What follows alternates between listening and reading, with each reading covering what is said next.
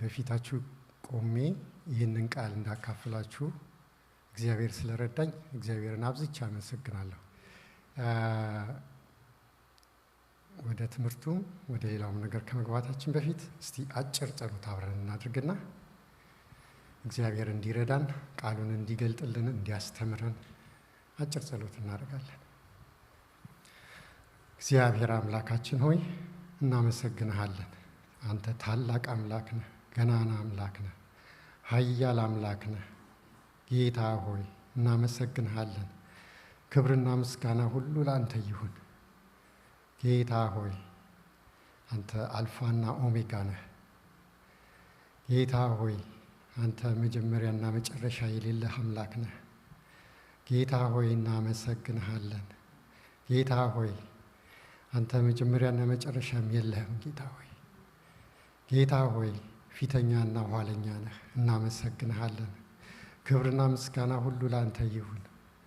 ጌታ ሆይ ዛሬ በፊት ቆሜ ደግሞ ይህን ቃል ሳካፍል ጌታ ሆይ አንተ እርዳኝ፣ እኔም ባሪያህን አንተ እርዳ።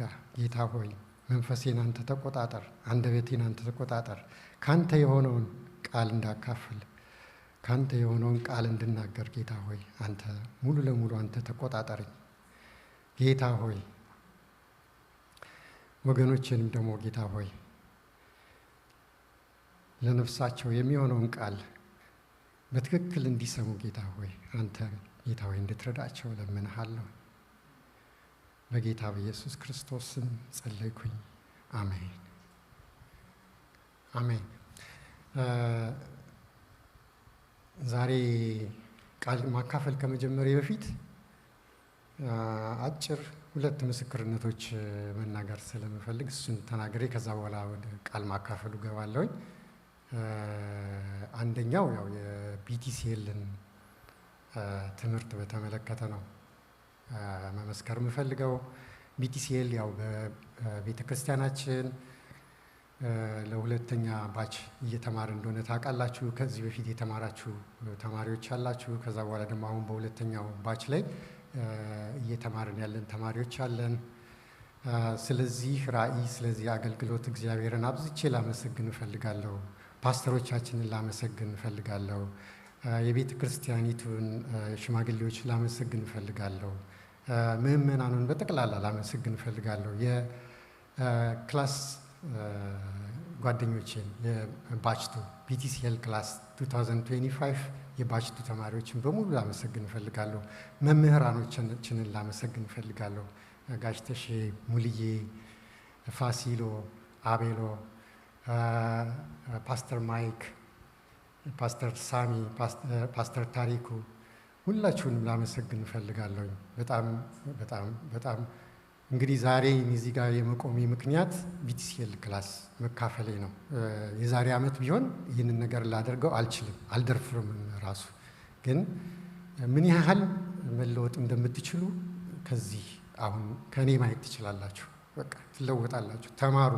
ያልተማራችሁ ሰዎች ተማሩ፣ ተመዝገቡ። 2027 አለ ክላስ የሚጀመር አዲስ ክላስ። ስለዚህ ከአሁኑ ተሽቀዳድማችሁ ተማሩ። ይሄ ነው ምክሬ። አንደኛው ምስክርነቴ ይሄ ነው የሚሆነው። ሁለተኛ ምስክርነቴ ልወስዳችሁ ነው መልሼ 2021 ወደ ሲያትል ወስዳችኋለሁ። ሲያትል ልወስዳችሁ 2021 ላይ በጣም በጣም በችግር ውስጥ ነበር ያለፍኩትኝ። ምንድን ነው የሆነው? ልክ ፌብሩዋሪ 28 ቀን የመጨረሻዋ ቀን በቃ በኢመርጀንሲ ሆስፒታል ገባሁ። በኢመርጀንሲ ነው የገባሁት። ከዛ በኋላ በቃ መረመሩኝ ምናምን አሉና የግድ ሰርጀሪ መሆን አለበት፣ ያለበለዚያ በቃ ዋጋ የለውም ምናምን ነገር አሉ። ከዛ በቃ ሁላችንም ተደናገጥን። ምንም ማድረግ አይቻልም። በዛ ሰዓት አስታማሚ እንኳን አይገባም ነበር። የኮቪድ ታይም ነው ታውቁታላችሁ። ብቻዬን ገባሁ ወደ ሆስፒታል። ከዛ በኋላ በቃ ሰርጀሪ የሚደረገው ጠዋት ነበረ። ሌሊቱን ሙሉ እንዴት እንዳደርኩኝ ያው እኔና እግዚአብሔር ነን የምናውቀው። በጣም ታላቅ ህመም ነበረብኝ። በጣም በጣም ኃይለኛ ህመም ነበረብኝ። እንደዚህች አይኔን ከፍቼን ያደርኩት ለመጀመሪያ ጊዜ በቃ ሰዓቷ ከነበረችበት ቦታ የነበረችበት ቦታ ስትመለስ ያየሁትኝ ይዛለታ ነው። በአይኔ እንቅልፍ ዝር ሳይ ከህመሙ የተነሳ ማለት ነው። ከዛ በኋላ በቃ እንቅልፍ ያገኘሁት መቼ ነው? የሰመመን መድኃኒት ሲሰጡኝ ነው በቃ እንቅልፍ የወሰደኝ ማለት ነው። ከዛ በኋላ ከሰርጀሪ በኋላ ስነቃ ነው የማውቀው። እና በጣም ከባድ ሰርጀሪን ያደረግኩትኝ። ከዛ ከሰርጀሪ ወጣው፣ ጌታ ረዳኝ ወጣው። ከዛ በኋላ ያው ከሆስፒታል በምወጣበት ጊዜ አንድ በጣም አሳዛኝ ዜና ነገሩኝ። ምንድን ነበር ያሉኝ? ይሄኛው ሰርጀሪ አሁን ያደረግን ሰርጀሪ ኢትስ አን ኢመርጀንሲ፣ በቃ ህይወትህን ለማትረፍ ብለን ነው ያደረግነው። ነገር ግን ከዚህ በኋላ 2 ሰርጀሪ ይቀርሃል ብለው ነገሩኝ። በጣም ደነገጥኩኝ። በቃ መጥፎ ሁኔታ ውስጥ ነው የገባሁት በዛ ሰዓት፣ ዲፕረስድ ሆንኩኝ። ከዛ በኋላ ግን በቃ ወደ ቤቴ ተመልሼ ሄድኩኝ። ህመሙ በጣም ኃይለኛ ነው። እንደዚህ አይነት ወንበር ላይ መቀመጥ አልችልም ነበር። ኢቭን ሶፋ ላይ መቀመጥ አልችልም። ሶፋ ላይ ስቀመጥ የዶናት መቀመጫ የምታውቋት ከሆነች በአማርኛ ደንገል ነው የምንላት፣ እሷ ላይ ነበር የምቀመጠው። እሱ ላይ ካልተቀመጥኩኝ በፍጹም መቀመጥ አልችልም፣ ያመኛል በቃ። እና በጣም በቃ ህመሙ ደግሞ ኃይለኛ ነው፣ በጣም ኃይለኛ ህመም ነው፣ ውስጥ ድረስ በቃ ዘልቆ የሚሰማ። እንደዛ ሆነ። በጣም በቃ ያንን ይዤ ዞራለሁ። እንግዲህ እንትን ያደረግኩትኝ ሰርጀሪ ያደረግኩት እንደነገርኳችሁ በ28 ነው ፌብሩዋሪ። ከዛ በኋላ ቀጥታ ወደ ጁላይ 4 እንሄዳለን። ጁላይ 4 ላይ ክርስቲያን ወገኖች እንደዚህ ተሰብስበው ያው የአምልኮ ፕሮግራም ነበረ እና አንደኛው የሲያትል ውስጥ የጆሆቫ ራፋ የጸሎት ህብረት የሚባል አለ እና እዛ ጸሎት ህብረት ላይ ተጠርተን ነበረ። ሄድን፣ ከባለቤቴ ጋር አብረን ሄድን። ከዛ በኋላ ሲሄድ ያው የተለመደችው ያቺ መቀመጫ ያለች ይዣታለሁኝ፣ እሷን ይዤ ነው ሄድኩትኝ። እና ሲያዩ ግራ ገባቸው። ምንድን ነው እሱ ነገር አሉኝ። አይ እንደዚህ ሰርጀሪ አድርጌያለሁኝ ያመኛል እና ይህን ይዤ እየዞርኩኝ በቃ በየቦታው በእሱ ላይ ነው የምቀመጠው፣ እንደዚህማ አይሆንም እና አሉ። በቃ እንጸልይልሃለን ትፈወሳለህ አንተ እና አሉኝ። ከዛ በኋላ በቃ እኔ ህመሜ በጣም ከፍተኛ ስለነበረ ለጸሎት ተንበረከኩኝ፣ በቃ እግራቸው ስር ሄጄ። ከዛ በኋላ ጸለዩልኝ፣ ሁሉም እጃቸውን ጭነው ጸለዩልኝ። ከዛ በቃ መጨረሻ ላይ በጸሎቱ መጨረሻ ላይ የነገሩኝ ነገር ምንድን ነው? ተፈውሰሃል፣ በቃ ዝም ብለህ ሂድ አሉኝ። እና ከዚህ በኋላ ይህንን መቀመጫ አትጠቀሙ ብለው ነገሩኝ። የሆነ ነገር እኔ ከላይ ላይ ሲወድቅ አይቻለሁ፣ ተሰምቶኛል። ከዛ በኋላ በቃ አሜን ብዬ ተቀብዬ ሄድኩኝ ወደ ቤቴ። ከዛ በኋላ እንግዲህ ጠዋት የሆነው ነገር ኢትስ ሚራክል። ህመም ነበረ ብያችኋለሁ፣ በጣም ከፍተኛ ህመም። ያለዛ መቀመጫ መቀመጥ አልችልም ብያችሁ ነበረ። ከዛ በኋላ በጠዋት ተነሳው። ኦልሬዲ በቃ እኔ ተቀብያለሁ፣ ፎርሴን ተቀብያለሁ ብዬ ስላመንኩኝ በቀጥታ ሄጄ ያለዛ መቀመጫ ወንበር ላይ ተቀመጥኩኝ። ምንም ህመም የለም፣ በቃ ምንም ሰርጀሪ የለም፣ 2ኛ ሰርጀሪ የለም፣ 3ኛ ሰርጀሪ የለም። በቃ ተፈወስኩ። እግዚአብሔር ፈዋሽ አምላክ ነው። ከዛ በቃ ጤነኛ ዲሴምበር ላይ ወደዚህ መጣው። ጁላይ 4 ነው ይሄ ነገር የሆነው። እንግዲህ ጁላይ 5 ማለት ነው የምስራችሁ። ከዛ በኋላ ዲሴምበር ላይ ይህንን ስራ አገኘሁኝ። ወደዚህ ሙቭ አደረግኩኝ። እዚህ የህክምና ክትትል አደርጋለሁኝ።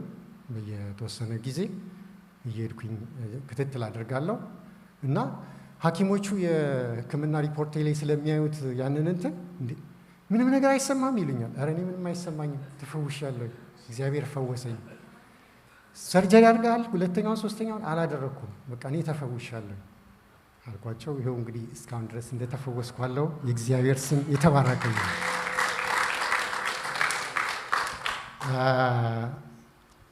እንግዲህ 2026ን አዲሱን ዓመት ስንጀምር የመጨመር ዓመት ነው ብለን የጀመርነው እንግዲህ እንደጀመርነው እና የዲሳይፕልሺፕ ትምህርት የመጀመሪያው የተሰጠን ጊዜ የጃንዋሪ፣ ፌብሩዋሪ፣ ማርች በተሰጠን ጊዜ ትዝ ይላችሁ እንደሆነ እዛ ላይ ወደ 6 ነጥቦች ተጠቅሰው በነዛ 6 ነጥቦች ላይ ያው እንድንጨምር እየጸለይን በህብረት ሆነን በየዲሳይፕልሺፑ ሁላችንም እየጸለይን እንዳለን ታውቃላችሁ። እነዚህ 6ቱ ነጥቦች በጸሎት መጨመር የሚል ነጥብ፣ በቅድስና ህይወት መጨመር የሚል ነጥብ፣ በመታዘዝና በህብረት ህይወት መጨመር የሚል ነጥብ፣ በመገኘት ማደግ ወይም አቬይላቢሊቲ የሚለው፣ በወንጌል ስርጭት ማደግ፣ ድልድይ በመስራት ማደግ የሚል ነው። በእነዚህ ነገሮች እንድንጨምር ተነግሮን ነበረ። ከዛ በኋላ እኔ ይሄ ቃል እንደማቀርብ ተነገረኝና ከዛ ጊዜ ጀምሮ እንደው ስጸልይ ነበረ፣ ጌታ ሆይ ሌላ በምን እንጨምር? በእነዚህ 6 ነጥቦች ላይ እንድንጨምር ኦልሬዲ መጀመሪያም ተነግሮናል። በየዲሳይፕልሺፓችንም ስንጸልይባቸው የነበሩ ጉዳዮች ናቸው። እንደው በሌላ በምን እንጨምር ብዬ መጸለይ ጀመርኩኝ እና ወደ ልቤ የመጣው ቃል በሸለቆ ውስጥ ምስጋና ጨምሩ የሚል ርዕስ ነው ይመጣልኝ እና ዛሬም የማካፍላችሁ ቃል ይህንን ይሆናል። እንግዲህ በዚህ በሸለቆ ውስጥ ምስጋና ጨምሩ የሚለውን ርዕስ ቃል ከመጣልኝ በኋላ በዛ ላይ ከተማርኳቸው ትምህርቶች በዚህ በቢቲሲኤል ክላስ የኦልድ ቴስታመንት ሰርቬይ አድርገናል። ኦልድ ቴስታመንት ሰርቬይ ላይ ስንማር የተማርናቸው ትምህርቶች አሉ እና ከነሱ ውስጥ አንዱ የሆነውን የኢዮብን መጽሐፍ ወሰድኩኝና እሱን ማጥናት ጀመርኩኝ። እዛ ላይ ሳጠና በጣም የሚገርም ነገር አገኘሁኝ እና ኢዮብ ያው መጽሐፉን ሙሉ ከምዕራፍ 1 እስከ ምዕራፍ 42 ድረስ ነው ሪፈር ያደረግኩትኝ። ግን በጣም ዋናው ጥቅስ ያለው ለዚህ ለመጣልን ቃል ዋናው ጥቅስ ያለው በምዕራፍ 1 ላይ ስለሆነ ምዕራፍ 1ን አነበውና ከዛ በኋላ ከሌሎቹ መጽሐፍቶች ያሉትን ሰመሪ የተሰሩትን ነገሮች እየተነጋገርን እንሄዳለን ማለት ነው። በጌታ በኢየሱስ ክርስቶስ ስም እንደዚህ አነበዋለሁ። መጽሐፈ ኢዮብ ምዕራፍ 1። ዖፅ በሚባል አገር ስሙ ኢዮብ የተባለ አንድ ሰው ነበረ። ያም ሰው ፍጹምና ቅን እግዚአብሔርንም የሚፈራ ከክፋትም የራቀ ነበረ። 7 ወንዶች 3 ሴቶች ልጆች ተወልደውለት ነበር። ሀብቱም 7,000 በጎች፣ 3,000 ግመሎች፣ 500 ጥማድ በሬ፣ 500 እንስት አህዮች ነበረ። እጅግ ብዙም ባሪያዎች ነበሩት። ያም ሰው በምስራቅ ካሉ ሰዎች ሁሉ ይልቅ ታላቅ ነበረ። ወንዶች ልጆቹም ሄደው በየተራ በእያንዳንዳቸው ቤት ግብዣ ያደርጉ ነበር። 3 እህቶቻቸውም ከእነርሱ ጋር ይበሉና ይጠጡ ዘንድ እነርሱ ልከው ይጠሯቸው ነበር። የግብዣውን ቀኖች ባለፉ ጊዜ ኢዮብ ምናልባት ልጆቼ በድለው እግዚአብሔርንም በልባቸው ሰድበው ይሆናል ብሎ ይልክና ይቀድሳቸው ነበር። ኢዮብም ማልዶ ተነሳ፣ እንደ ቁጥራቸውም ሁሉ የሚቃጠል መሥዋዕት አቀረበ። እንዲሁ ኢዮብ ሁልጊዜ ያደርግ ነበር። ከዕለታት አንድ ቀን እንዲህ ሆነ። የአምላክ ልጆች በእግዚአብሔር ፊት ለመቆም መጡ። ሰይጣንም ደግሞ በመካከላቸው መጣ። እግዚአብሔርም ሰይጣንን ከወዴት መጣህ አለው። ሰይጣንም ምድርን ሁሉ ዞርኋት፣ በእርሷም ተመላለስኩ ብሎ ለእግዚአብሔር መለሰ። እግዚአብሔር ሰይጣንን በውኑ ባሪያዬን ኢዮብን ተመለከትከውን? በምድር ላይ እንደ እርሱ ፍጹምና ቅን እግዚአብሔርንም የሚፈራ ከክፋትም የራቀ ሰው የለም አለው። ሰይጣንም ለእግዚአብሔር እንዲህ ብሎ መለሰለት፣ በውኑ ኢዮብ እግዚአብሔርን የሚፈራ በከንቱ ነውን? እርሱንና ቤቱን በዙሪያውም ያሉትን ሁሉ አላጠርህለትምን?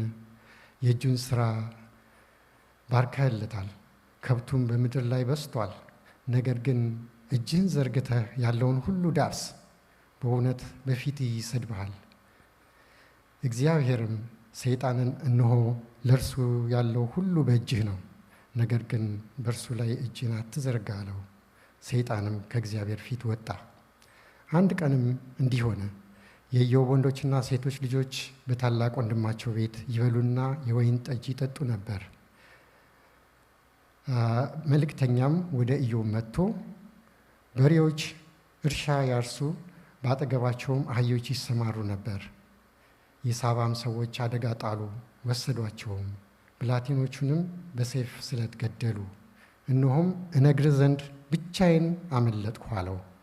እርሱም ገና ሲናገር ሌላ መጥቶ የእግዚአብሔር እሳት ከሰማይ ወደቀች፣ በጎቹንም አቃጠለች፣ ጠባቂዎቹንም በላች። እኔም እነግርህ ዘንድ ብቻዬን አመለጥኩ አለው። እርሱም ገና ሲናገር ሌላ መጥቶ ከላውዲያውያን በ3 ረድፍ ተከፍለው በግመሎች ላይ አደጋ ጣሉ፣ ወሰዷቸውም፣ ብላቴኖቹንም በሰይፍ ስለት ገደሉ። እኔም እነግርህ ዘንድ ብቻዬን አመለጥኩ አለው። እርሱም ገና ሲናገር ሌላ መጥቶ ወንዶችና ሴቶች ልጆች በታላቅ ወንድማቸው ቤት ይበሉና የወይን ጠጅም ይጠጡ ነበር። እነሆ አውሎ ነፋስ ከምድረ በዳ መጥቶ የቤቱን 4ቱን ማዕዘን መታው፣ በብላቴኖቹም ላይ ወደቀ፣ ሞቱም። እኔም እነግርህ ዘንድ ብቻዬን አመለጥኩ አለው። ኢዮብም ተነሳ፣ መጎናጸፊያውንም ቀደደ፣ ራሱንም ተላጨ፣ በምድርም ላይ ተደፍቶ ሰገደ፣ እንዲህም አለ፣ ራቁቴን ከእናቴ ማኅፀን ወጥቻለሁ፣ ራቁቴንም ወደዚያው እመለሳለሁ። እግዚአብሔር ሰጠ፣ እግዚአብሔር ነሣ፣ የእግዚአብሔር ስም የተባረከ ይሁን። በዚህ ሁሉ ኢዮብ አልበደለም፣ ለእግዚአብሔርም ስንፍናን አልሰጠም ይላል። የእግዚአብሔር ስም የተባረከ ይሁን። እንግዲህ ይህንን ክፍል ስናነባው ኢዮብ ሉዝ ያደረገውን ነገር አይታችኋል። በቃ ያለው ነገር በሙሉ ሉዝ አድርጓል። ግን መጨረሻ ላይ ያለው ነገር በጣም የሚገርም ነው። እግዚአብሔር ሰጠ፣ እግዚአብሔርም ነሣ፣ የእግዚአብሔር ስም የተባረከ ይሁን ነው ያለው። ይህንን ነገር ሳነብ እኔ ወደ ራሴ ነው የመጣሁት እና እኔ ብሆን ምንድን ነበር ማድረገው ብዬ ራሴን ጠየቅኩኝ። እንግዲህ ኢዮብ ምዕራፍ 1 ላይ የነበረውን ነገር ሲናገር ኢዮብ ምዕራፍ 1 ከቁጥር 2 እስከ 3 ላይ ባለው 7 ወንዶች ልጆች እንደነበሩት፣ 3 ሴቶች ልጆች እንደነበሩት፣ 7,000 በጎች፣ 3,000 ግመሎች፣ 500 ጥማድ በሬዎች፣ 500 እንስት አህዮች ይላል። እነዚህን ነገሮች ሁሉ ነበሩት ኢዮብ። ልክ ይሄ ምዕራፍ 1 ሲያልቅ የነበረው ነገር ሁሉ የለም። በቃ ያ በሆነበት ሁኔታ ነው እንደዛ ያለው እና በጣም በጣም በጣም ከዚህ ውስጥ ትልቅ ትምህርት ነው የምንማረው። ለእኛም ትልቅ ትምህርት ነው የሚቀርልን። በዚህ ሁኔታ ውስጥ ሆኖ እግዚአብሔርን ማመስገን ይቻላል የሚለውን ነገር በደንብ አድርጎ የሚያሳየን ነገር ነው እና እንግዲህ ርዕሳችንን ያልነው በሸለቆ ውስጥ ምስጋና መጨመር የሚል ነው። ሸለቆ የሚለውን ነገር እስኪ እናብራራው። እንግዲህ ሸለቆ በመንፈሳዊ መጽሐፍት ውስጥ የመከራ፣ የሕመም፣ የጭንቀት፣ የኪሳራ፣ የመተው፣ የእንባና የጨለማ ወቅትን ይወክላል እና ሰው በተራራ ላይ ሲሆን ማመስገን ቀላል ነው። ያው የምናውቀው ነገር ነው። ያው አሁን ሰመር ስለሆነ ብዙ እንትን የምንላቸው የምንጠራቸው ግብዣዎች አሉ። ልጅ የተመረቀ ና እኔ ጋ እንባላለን፣ ከሌላ ገባ ነው እንባላለን፣ ና እኔ ጋ። ይሄ በተራራ ላይ የምናደርጋቸው ምስጋናዎች ናቸው። ግን በሸለቆ ውስጥ ማመስገን በጣም በጣም በጣም በጣም እምነትን ይፈትናል። ትልቅ ፈተና የሚጋርጥ ነገር ነው። ኢዮብ ጻድቅ ሰው እንደነበረ ያው መጽሐፉ ይነግረናል። ነገር ግን በሕይወት ውስጥ ከባድ ሸለቆዎችን አለፈ። ሀብቱን አጣ፣ ልጆቹን አጣ፣ ጤንነቱን አጣ፣ የጓደኞቹን ማጽናናት እንኳን አላገኘም። ሚስቱ እንኳን አላጸናናቸው። የሚገርማችሁ ምዕራፍ 2 ላይ ሄደን ስናይ ኢዮብ ከእግር ጥፍሩ እስከ ራስ ቅሉ ድረስ በቁስል ተመቶ ሳለ እና በጣም በከፍተኛ ስቃይ ውስጥ እያለ ሚስቱ እግዚአብሔርን ሰድበህ ሙት ነበር የምትለው። እሱ ግን ይህንን አላደርግም አንቺ ሰነፍ ሴት እያለ ነበር የሚመልስላት። እና እንግዲህ ከሚስቱ እንኳን ማጽናናትን አላገኘም። ይህንን ነገር ነው ያለን ምዕራፍ 2 ላይ። ምዕራፍ 2ን በደንብ ብታነቡት እዛ ላይ በደንብ ሁሉ ነገር ተገልጿል። ነገር ግን በዚህ ሁሉ ሸለቆ ውስጥ ሲያልፍ እግዚአብሔርን አልከዳም ኢዮብ። በቃ እግዚአብሔርን አላስቀይምም ብሎ እስከ መጨረሻው ድረስ ነው የተጋው።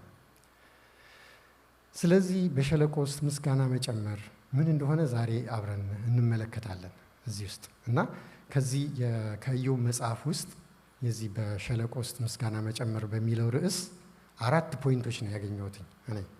አንደኛው ፖይንት ምስጋና ሁኔታን ሳይሆን እግዚአብሔርን ማየት እንደሆነ ኢዮብ 1:20 ላይ እንዲህ ይላል፣ ኢዮብም ተነሳ፣ መጎናጸፊያውንም ቀደደ፣ ራሱንም ተላጨ፣ በምድርም ላይ ተደፍቶ ሰገደ ይላል። እንግዲህ ሰገደ የሚለውን ቃል ስታዩት ስግደት ያው እግዚአብሔርን ለማክበር የሚደረግ ነገር ነው እና ኢዮብ አልቅሷል፣ አዝኗል፣ ተሰብሯል። ነገር ግን በመከራው መካከል እንደሰገደ በዚህ ክፍል ውስጥ እናያለን። እንግዲህ በዛ ሁላ መከራ ውስጥ መስገድ ምን ያህል ከባድ እንደሆነ ያው የምትገነዘቡት ነገር ነው እናንተ። ይህ የእውነተኛ ምስጋና መልክ ነው። በቃ በዛ ሁላ መከራ ውስጥ መስገድ ማለት እውነተኛ ምስጋና ነው በቃ ያደረገው እና በመከራችን መካከል እግዚአብሔርን ማመስገን እውነተኛ ምስጋና እንደሆነ ከዚህ ክፍል እናያለን። ከዚህ ክፍል ውስጥ የምንማራቸው 3 ፖይንቶች አሉ። ምስጋና ለእግዚአብሔር የምናቀርበው ሁሉ ነገር መልካም ስለሆነ ብቻ እንዳልሆነ፣ በሸለቆም ውስጥ እግዚአብሔርን እንድናመሰግን ይህ ክፍል ያስተምረናል። ከዛ በተጨማሪ ምስጋና በተራራ ላይ ስለቆምን ብቻ ሳይሆን እግዚአብሔር ከኛ ጋር ስላለ በሸለቆ ውስጥ ብናልፍ እንኳን ምስጋና ካፋችን እንዳይለይ ከዚህ ክፍል ውስጥ እንማራለን በሁለተኛ ነጥብነት። ሌላው በእንባ ውስጥም እምነት እንደሚገለጽ እያለቀስን እምነታችንን መግለጽ እንደምንችል ከዚህ ክፍል ውስጥ እናያለን። አልቅሰንም እምነታችንን ሙሉ ለሙሉ በእግዚአብሔር ላይ እንዲሆን ሁሉን ነገር አሳልፈን ለእግዚአብሔር አደራ እንድንሰጥ ይህ ክፍል ያስተምረናል። እና ምን እናድርግ፣ ከአንደኛው ነጥብ ተነስተን ምን እናድርግ የሚለውን ነገር ስናይ በችግር ጊዜ ለምን ብለን ከማማረር ይልቅ ጌታ ሆይ አንተን አመሰግንሃለሁ ማለትን እንድንማር ይህ ክፍል ያስተምረናል። ሁለተኛው ነጥብ ከዚህ ክፍል ውስጥ የምንማለው በሸለቆ ውስጥ ምስጋና እምነትን እንደሚያበረታ እምነታችንን እንደሚያበረታ ከዚህ ክፍል ውስጥ እንማራለን። ኢዮብ 13:15 ላይ ምን ይላል? እነሆ ቢገድለኝ እንኳ እርሱን በትዕግስት እጠባበቃለሁ፣ ነገር ግን መንገዴን በፊቱ አጸናለሁ ይላል። ይህ እምነት የተራራ ላይ እምነት አይደለም፣ የሸለቆ እምነት ነው። በችግር ውስጥ ሆኖ የሚደረግ እምነት ነው። ቢገድለኝም እንኳን በቃ ብሞትም እንኳን ብሎ ነው እዚህ ላይ የተናገረው እና ኢዮብ ምንም አይነት ምላሽ ሳያገኝ አምኗል። ኢዮብ ምንም አይነት ምክንያቱም ሳያቅ አምኗል። እዚህ ላይ እንደምናየው ከዚህ ክፍል ውስጥ ምንድን ነው የምንማረው ብለን ብናይ እውነተኛ እምነት በጨለማ ውስጥ እንደሚፈተን ፈተና አለ። ሌላ ምስጋና የሰይጣንን ክስ እንደሚያፈርስ ከዚህ ክፍል ውስጥ እንማራለን። ሶስተኛው ነጥብ ምስጋና የልብን ጥንካሬ እንደሚያበዛ ከዚህ ክፍል ውስጥ እናያለን። እንግዲህ በዚህ በሁለተኛው ነጥብ መሰረት ምን እናድርግ እኛ ብለን ደግሞ ብንጠይቅ ሰዎች ቢተውን እንኳን እግዚአብሔርን እንደማይተውን እንወቅ። ሰዎች ሊተውን ይችላሉ፣ ነገር ግን እግዚአብሔር ጥሎን አይሄድም። ሁሌም ከኛ ጋር ነው ያለው። በመከራችን ውስጥ እሱ ይገኛል የሚለውን አንድ መዝሙር አለ የፓስተር ተስፋዬ ጋቢሶ ድካሜን፣ ህመሜን፣ ቁስሌን፣ ስብራቴን አይቶ ዘመድ ርቆ ሲሄድ ኢየሱስ ተጠግቶ በፍቅር አክሞ ህይወትን ያድሳል፣ ለውለታው ምላሽ ከቶ ምን ይገኛል እያለ ይዘምራል። እና በጣም የሚገርመኝ መዝሙር ነው። እዛ ውስጥ እንደዛ ማለት ነው። ኢየሱስ አይተወንም፣ ሁሌም አለ ካጠገባችን። በቃ ዘመድ ትቶን ቢሄድ ኢየሱስ አጠገባችን አለ። ይህንን ሁል ጊዜ በልባችን እንድንይዝ ይሄ ይነግረናል። ሌላ መልስ ባናገኝ እንኳ ምስጋናችንን እንዳናቀው። አንዳንድ ጊዜ መልስ ላናገኝ እንችላለን ወዲያው ነው፣ ግን ምስጋናችንን ማቋረጥ የለብንም። በምስጋና እንቀጥል። መጨረሻ ላይ እግዚአብሔር የሚያደርገውን ነገር አናቅም፣ መልካምን ነገር ያደርጋል። ይህንን ነው ከዛ ውስጥ የምናየው። ሶስተኛው ነጥብ እዚህ ላይ ያለው ሸለቆ እግዚአብሔርን በአዲስ መንገድ እንደሚያሳየን ኢዮብ 42:5 ላይ ምን ይላል? መስማትንስ በጆሮ በመስማት ሰምቼ ነበር፣ አሁን ግን ዓይኔ አየችህ ይላል። ከዚህ በፊት በጆሮዬ ነው የሰማው፣ በጆሮ ብቻ ነበር የሰማሁት፣ አሁን ግን ዓይኔ በቀጥታ አየችህ እያለ ነው የሚናገረው እዚህ ላይ። ኢዮብ በመከራው ውስጥ እግዚአብሔርን በጥልቀት እንዳወቀ ከዚህ ክፍል በደንብ አድርገን እናያለን። አንዳንድ ጊዜ ተራራ ላይ ሆነ የማንማረውን ነገር በሸለቆ ውስጥ በምንሆንበት ጊዜ እንማራለን። ስለዚህ ያንን ነገር እንደተማረ ነው ከዚህ ክፍል ውስጥ የምናየው። ምን እንማራለን ብለን ከዚህ ብንጠይቅ መከራ የሕይወታችን መጨረሻ እንዳልሆነ፣ መከራ የመንፈሳዊ እድገት መንገድ እንደሆነ፣ እግዚአብሔር በሸለቆ ውስጥ ስናልፍ ለእኛ ቅርብ እንደሆነ እንዲገባን፣ ምስጋና መንፈሳዊ ዓይንን እንደሚከፍት እንድናውቅ፣ በሸለቆ ውስጥ ሆነን በምናመሰግን ጊዜ መንፈሳዊ ዓይናችን እንደሚከፈት ይህንን ነገር እንድናውቅ ያስተምረናል። እና ምን እናድርግ? በዚህ በሶስተኛው ነጥብ መሰረት እኛ ምን እናድርግ ብለን ብንጠይቅ በምናልፈው መከራ ሁሉ ጌታ ሆይ ለምን ይህን ነገር በሕይወት የሆነ ብለን ከመጠየቅ ይልቅ ጌታ ሆይ ከዚህ ሁኔታ ውስጥ ምን ታስተምረናለህ ብለን እንድንጠይቅ፣ ጥያቄያችን ያ እንዲሆን ያስተምረናል። አራተኛው ነጥብ በሸለቆ ውስጥ ምስጋና መጨመር ምርኮን እንደሚመልስ ያሳየናል። ኢዮብ 42:10 ላይ እንዲህ ይላል፣ ኢዮብም ስለ ወዳጆቹ በጸለየ ጊዜ እግዚአብሔር ምርኮውን መለሰለት፣ እግዚአብሔርም ቀድሞ በነበረው ፈንታ 2 እጥፍ አድርጎ ለኢዮብ ሰጠው ይላል። እንግዲህ ይህንን ክፍል ስናየው የኢዮብ ትዕግስት ፍሬ የምናይበት ቦታ ነው። በቃ የትዕግስቱ ፍሬ ኢዮብ 42 ከቁጥር 12 እስከ 13 ድረስ በተጠቀሰው መሰረት እግዚአብሔር ኢዮብን እንዴት በእጥፍ እንደባረከው እንመለከታለን። ምን ይላል እዛ ላይ 42 ከ12 እስከ 13 ላይ 7 ወንዶች ልጆች፣ 3 ሴቶች ልጆች፣ 14,000 በጎች፣ 6,000 ግመሎች፣ 1,000 ጥማድ በሬዎች፣ 1,000 እንስት አህዮች ይላል።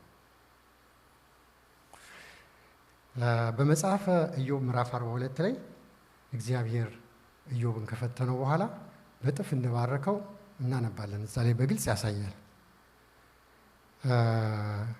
ከዚህ የተነሳ በክርስቶስ ሞትና ትንሣኤ የማያምኑ ሰዎች ንብረቱ በእጥፍ ከተመለሰ ልጆቹ ስለምን ሀያ አልሆኑ ብለው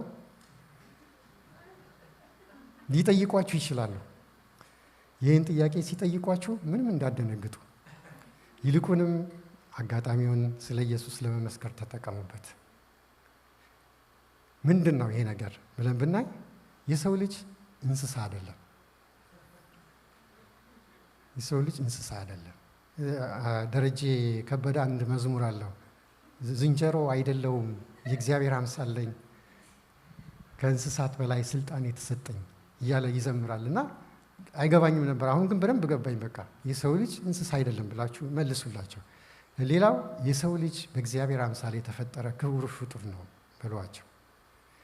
የሰው ልጅ ከእግዚአብሔር ዘንድ የዘላለም ሕይወት ቃል ኪዳን የተሰጠው ክቡር ፍጡር ነው የሚለውን ነገር ንገሯቸው። እኛ አማኞች በክርስቶስ ኢየሱስ ሞትና ትንሣኤ ያመንን ከክርስቶስ ጋር በመንግሥተ ሰማያት ለዘላለም ለመኖር ተስፋ የተሰጠንን ብላችሁ ንገሯቸው። በክርስቶስ ኢየሱስ ሞትና ትንሣኤ የማያምኑ ለዘላለም በገሃነመ እሳት ውስጥ እንደሚቃጠሉ ንገሯቸው። እነሱም በክርስቶስ ኢየሱስ ሞትና ትንሣኤ አምነው ከክፉ መንገዳቸው ቢመለሱ ከክርስቶስ ኢየሱስ ጋር በመንግሥተ ሰማያት ለዘላለም ለመኖር እድሉ እንዳላቸው ንገሯቸው። እድሉ አላቸው ቢመለሱ፣ ይህንን ንገሯቸው። ስለዚህ 20 አይደሉም ብለው የሚከራከሩት 20 ናቸው። በትንሣኤ አያምኑም ማለት ነው። ያው እዛ የምናየው ሰመሪ ላይ ልጆቹ 10 ነበሩ። ከተፈተነም በኋላ 10 ናቸው። በጎች 7000 ነበሩ፣ 14000። ግመሎች 3000 ነበሩ፣ 6000። ጥማድ በሬዎች 500 ነበሩ፣ 1000። እንስት አህዮች 500 ነበሩ፣ 1000። ስለዚህ ሰው እንስሳ አይደለም። መልሱ ቀላል ነው። እኛ የዘላለም ሕይወት የተሰጠን በእግዚአብሔር አምሳል የተፈጠርን ፍጥሮች ነን። ይህንን ነገር ንገሯቸው። ለመመስከር መልካም አጋጣሚ ይሆንላቸዋል። ከብዙ አሕዛብ ይህ ጥያቄ ይመጣላቸዋል። ከማያምኑ ሰዎች ይህ ጥያቄ ይመጣላቸዋል። በትንሣኤ ከማያምኑ ሰዎች ይህ ጥያቄ ይመጣላቸዋል። ይህ ጥያቄ በሚመጣላችሁ ጊዜ መልሳችሁ ይሄ ይሁን። መጽሐፉ ላይ ኢዮብ 1:2 ላይ በመጀመሪያ ኢዮብ 7 ወንዶችና 3 ልጆች ነበሩት ይላል። ከዛ በኋላ ከፈተናው በኋላ ደግሞ እንደገና 7 ወንዶችና 3 ሴቶች ተሰጡት ይላል ኢዮብ 42:13 ላይ። ኢዮብ 42 የመከራ መጨረሻ ብቻ ሳይሆን የእግዚአብሔር ታማኝነትና የትንሣኤ ተስፋ ምስል ነው። እዚህ ላይ እንደምናየው የመጀመሪያዎቹ 10 ልጆች በእግዚአብሔር ፊት እንደ በጎቹ፣ እንደ ግመሎቹ፣ እንደ በሬዎቹ፣ እንደ አህዮቹ ጠፍተው የቀሩ አልነበሩም። የኢዮብ ልጆች ሞተው ቢሆንም በእግዚአብሔር ዘንድ ሕያዋን ናቸው። ስለዚህ ኢዮብ ከመጀመሪያው 10 ልጆች በተጨማሪ ሌሎች 10 ልጆች እንደተቀበለ፣ በዚህ መልኩ ደግሞ በመንፈሳዊ እይታ ኢዮብ 20 ልጆች እንዳሉት እንደሚቆጠር እንገነዘባለን በቀላሉ። ይህ ታሪክ ምን ያስተምረናል? እስካሁን ድረስ ያነበብነው ታሪክ ብለን ብንነጋገር እግዚአብሔር የጠፋውን ማደስ እንደሚችል እንማራለን ከዚህ ውስጥ። ሌላው ሰው ምድራዊ ኑሮውን ጨርሶ ሲሞት በእግዚአብሔር ፊት የሰው ልጅ መጨረሻ እንዳልሆነ፣ ይልቁንም በሰማይ ከክርስቶስ ጋር የአዲስ ሕይወት ጅማሬ እንደሆነ ያስተምረናል። ሌላው 3ኛው ነጥብ የሰው ሕይወት ከንብረት ይልቅ ዋጋ እንዳለው፣ ሰው እንስሳ አይደለም። ሰው ክቡር ፍጡር ነው። ሰው የዘላለም ሕይወት የተሰጠው ኪዳን ያለው ፍጡር ነው። ልዩ ፍጡር፣ የእግዚአብሔር አምሳል። 4ኛው ነጥብ እግዚአብሔር ኢዮብን እንዳረሳው፣ ምንም እንዳልረሳው እዚህ ላይ እናያለን። ሌላው የሸለቆ ዘመን መጨረሻ እንዳለው እንድናውቅ ይህንንም ያስተምረናል። ሸለቆ ዘመን ሸለቆ ሆኖ አይቀርም፣ ያልፋል። ስለዚህ በዛ በሸለቋችሁ ወቅት ጠንክረን መገኘት እንዳለብን፣ ወደ እግዚአብሔር አብዝተን መጮህ እንዳለብን ይህ ክፍል ያሳየናል። እንግዲህ እነዚህ ነገሮች አይተናል። በዚህ ክፍል ውስጥ ያው የምንማራቸው ነገሮች እግዚአብሔር የታመኑትን እንደማያሳፍር፣ በሸለቆ ውስጥ ምስጋና ወደ ድል እንደሚያመራ፣ ከሸለቆ በኋላ ምርኮ እንደሚመለስ፣ ያው ኢዮብ ምርኮ 2 እጥፍ ሆኖ እንደተመለሰለት አይተናል። ሸለቆ የሁሉም ሰው የሕይወት ክፍል እንደሆነ ማወቅ አለብን። ሸለቆ ውስጥ የማያልፍ እኔ ሸለቆ ውስጥ አላልፍም የሚለኝ ካለ ሊመሰክር ይችላል። እዚህ ጋር ማንኛችንም ሁላችንም ሰዎች የሆንን በሙሉ በሸለቆ ውስጥ እናልፋለን። ነገር ግን በሸለቆ ውስጥ ብናልፍም በምስጋና እንጨምር። በ2026 በፊት ከተነጋገርንባቸው 6 ነጥቦች በተጨማሪ በሸለቆ ብናልፍ እንኳን በምስጋና እንጨምር። እግዚአብሔር 2 እጥፍ አድርጎ ይባርከናል።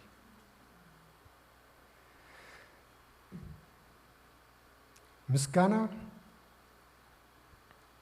በመከራ ውስጥ ሲጨምር እምነት እንደሚጠነክር ይህንንም ማወቅ አለብን። እግዚአብሔር በሸለቆ ውስጥም ከኛ ጋር እንደሆነ ማወቅ አለብን። ሸለቆ ውስጥ ዝም ብሎ አይተወንም፣ አብሮን አለ እግዚአብሔር። ስለዚህ ያንን እንድናውቅ፣ ያንን አውቀን ደግሞ ሁል ጊዜ እግዚአብሔርን እንድናመሰግን። የሸለቆ ዘመን አላፊ እንደሆነ ማወቅ አለብን። ሸለቆ ሸለቆ ሆኖ አይቀርም፣ ያልፋል። የከፍታ ዘመን ይመጣል፣ የበረከት ዘመን ይመጣል። ያንን በተስፋ መጠበቅ እንዳለብን፣ የእግዚአብሔር ታማኝነት ግን ዘላለማዊ እንደሆነ ማወቅ እንዳለብን፣ ይህንን ነገር ማወቅ አለብን።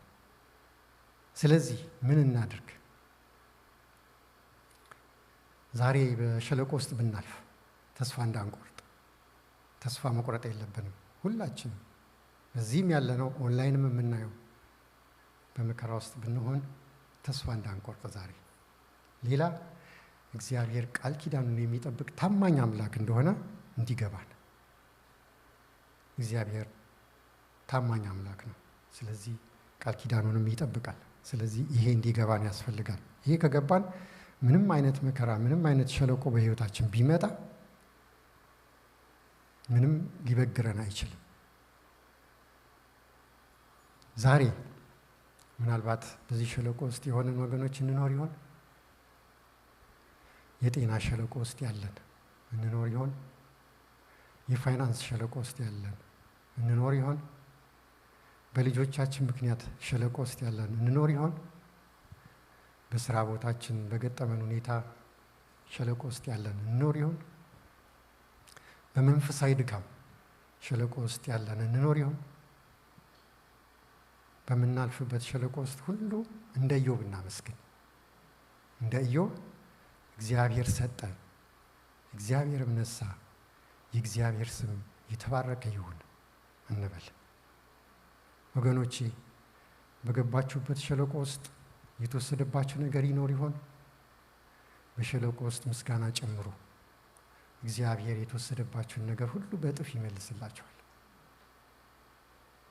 እንደ ጳውሎስና እንደ ሲላስ በእስር ቤት ሆነው በማይመች ሁኔታ ሲያመሰግኑ እንደሆነ የወህኒው መሰረት እንደተናወጠ፣ የወህኒው በሮች ሁሉ እንደተከፈቱ፣ እስራታቸው እንደተፈታ፣ ከነሱ ጋር የነበረው ታስረው የነበረው ሁሉ እስራታቸው እንደተፈታ፣ የወህኒው ጠባቂና ቤተሰቡ ሁሉ እንደዳኑ፣ በዛን ወቅት ድነዋል። ጠባቂው ምን ላድርግ ብሎ እንደጠየቃቸው በጌታ በኢየሱስ ክርስቶስ እመን ተጠመቅ ብለው እንዳጠመቁት አምኖ እንደተጠመቀ፣ በሸለቆ ውስጥ ምስጋና ስንጨምር የሚሆን ነገር አለ። እንደ ንጉሥ ኢዮሳፍጥ በ3 ነገሥታት በተከበበ ጊዜ ጦርነቱን ከመዋጋት ይልቅ ጌጠኛ የሆነ ልብስ የለበሱ መዘምራንን በሰራዊቱ ፊት እንዳሰለፈ፣ እነዚህ መዘምራን ቸር ነውና ምሕረቱ ለዘላለም ነውና እግዚአብሔርን አመስግኑ እያሉ እንደዘመሩ ባመሰገኑ ጊዜ እግዚአብሔር ጠላቶቻቸው ላይ ድብቅ ጦርን እንዳስነሳ፣ ጠላቶቻቸው እርስ በራሳቸው እንደተጠላለፉ፣ ሰራዊቱ ጦርነቱን ከመዋጋት ይልቅ ምርኮ በመሰብሰብ ላይ ስራ እንደበዛበት፣ ከምርኮ ብዛት ደግሞ ለ3 ቀን ያህል ምርኮውን እንደበዘበዙ፣ እኛም በሸለቆ ውስጥ ምስጋና ስንጨምር የሚሆን ነገር አለ ወገኖች። በምስጋና እንጨምር። እንደ ነቢዩ ዕንባቆም እንበል። እንደ ነቢዩ ዕንባቆም እናመስግን። ምንም እንኳን በለስ ባታፈራ፣ በወይን ሐረግ ፍሬ ባይገኝ፣ የወይራ ስራ ቢጎድል፣ እርሾች መብልን ባይሰጡ፣ በጎች ከበረት ውስጥ ቢጠፉ፣ ከብቶች በጋጥ ውስጥ ባይገኙ፣ እኔ ግን በእግዚአብሔር ደስ ይለኛል፣ በመድኃኒቴ አምላክ ሐሴት አድርጋለሁ። ጌታ እግዚአብሔር ኃይሌ ነው፣ እግሮቼን እንደ ዋላ እግሮች ያደርጋል፣ በከፍታዎችም ላይ ያስሄደኛል እንድንል። ጌታ ሆይ ሁላችንም በሸለቆ ውስጥ ስንሆን ጌታ ሆይ ምስጋናን እንድንጨምር አንተ እርዳን። በሸለቆ ውስጥ ምስጋና ጨምሩ። የሚሆን ነገር አለ። የዛሬው መልእክት ይሄ ነው። ከፓስተር ጋር እንጸልያለን። ተባረኩ።